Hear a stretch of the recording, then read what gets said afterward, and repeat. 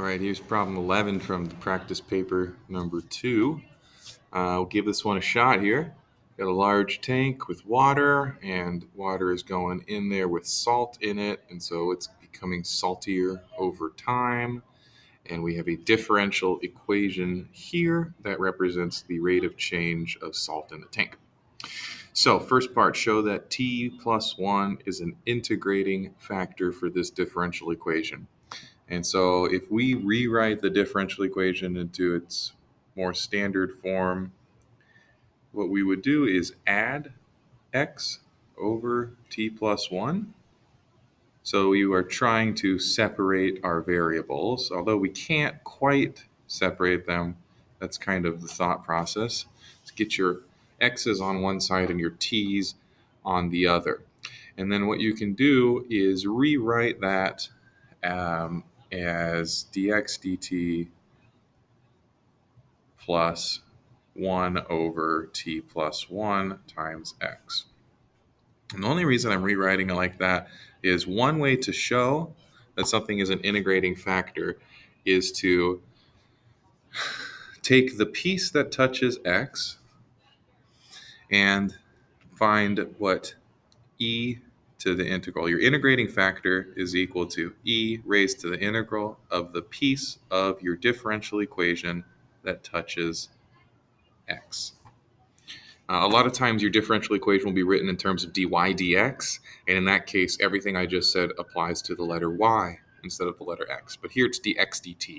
And so I should rephrase it that the integrating factor is e raised to the integral of the piece that touches the dependent variable. Regardless, that right there becomes e to the natural log of t plus 1, because that's the antiderivative of 1 over t plus 1, and e and the natural log cancel out, showing what we were supposed to show in part A, t plus 1. Now, the other way we could have shown the integrating factor is by actually multiplying through it and showing that it allows us to solve the differential equation. So we multiply everything by t plus 1. I'll use this original, not quite original version, slightly rearranged version of the differential equation. If we multiply everything by t plus 1, then we have dx dt times t plus 1 plus x, because the t plus 1's cancel, equals 10 e to the negative t over 4 times t plus 1. Now, the left side is actually the product rule. That's the whole idea behind the integrating factor, is that you can create something that the product rule applied to. In fact, the left side of the differential equation is the derivative of two things, x times t plus 1. Verify that part for yourself.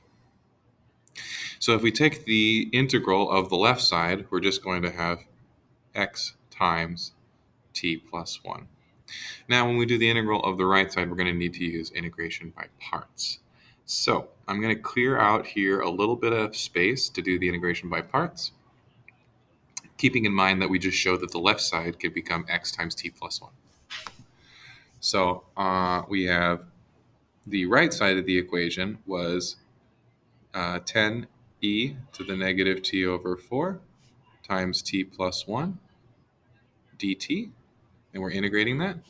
And so what I'm choosing is a part that gets easier when you take the derivative, t plus 1, and a part that we can take the integral of, which is the 10 e to the negative t over 4 dt. So you take the derivative, du is equal to just dt, 1 dt. And you take the antiderivative, v is equal to negative 40 e to the negative t over 4.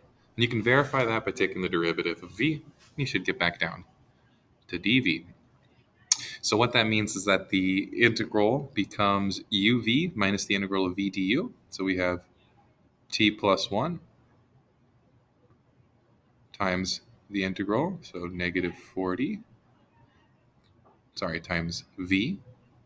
So that's my uv minus the integral of v du, which is just dt. Double negative becomes a positive. Take the integral again. So we have negative 40 t plus 1 e to the negative t over 4 minus 160 e to the negative t over 4. Both of those terms have a 40 e to the negative t over 4 in them, so I can factor out a negative 40 e to the negative t over 4. Factor that out. What do we have? T plus 1. And then if we take out a negative 40, it's plus 4. That collapses down to be negative 40 e to the negative t over 4 times t plus 5. Great. There's one other piece. Whenever you take the indefinite integral, you need to have a plus c. So plus c. So we're almost there. Remember that the left side of the differential equation became x times t plus 1, and the right side of the equation became all of that stuff that I just wrote down in the bottom right corner of the screen.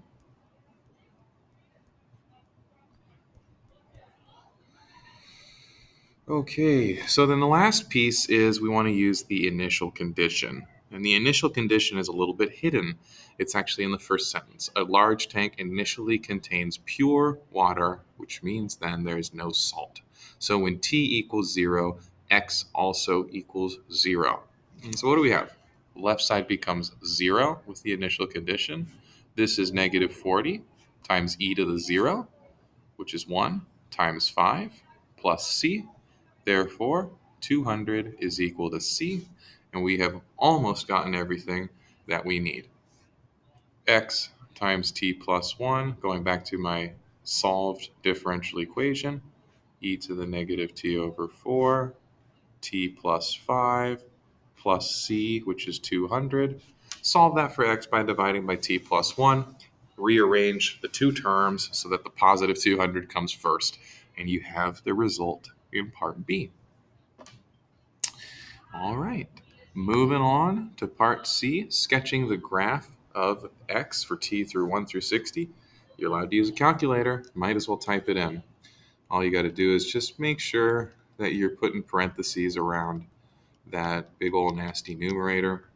So 200 minus 40 e to the negative x over 4. And then we have x plus 5. Now we close those parentheses, divided by x plus 1. Cool. And then you're going to set your window to be 0 to 60. So you can go right into the window menu right there. X min is 0, x max is 60. And let's take a look at the graph. On my first attempt, I'm seeing, okay, I actually need to make my window go up a little more. It jumps off the graph. So let's adjust the y maximum to 50. And look at that. Now we can see that. So to sketch the graph of this, I can just show that, yep, it starts at 0, comes up pretty quickly, and then really tapers off over time. Sketch the graph from 0 to 60, so I guess I don't need the arrow on the end. Hence, find the maximum amount of salt in the graph. So I'm going to label this point up here of maximum. You can find that on your graph by going to the Calculate menu. And we want to find the maximum, that's option 4. It asks you to do a left bound and a right bound. You just need to make sure that you slide to a point that's obviously to the left side of the maximum and to the right side of the maximum. And I ended up with these coordinates right there. So I'm going to label my graph 6.6, 0, 3, 14.591. There we go. Part D, find the value of t at which the amount of salt in the tank is decreasing most rapidly. Okay, so we have here our differential equation, and the rate of change is described by that. And so we know that if that is negative, then the salt is decreasing. We also know that we can find its maximum decrease because if we take the derivative of that, it's going to talk about how quickly your rate of change is changing itself. And so We can take the derivative of dx dt. So that'd be d squared x over dt squared. And that's going to be negative 10 fourths e to the negative t over 4 minus, I guess we could use either the product rule or the quotient rule. What I will do is pause this video for now, and I will come back with another video where I finish this problem out. Thank you.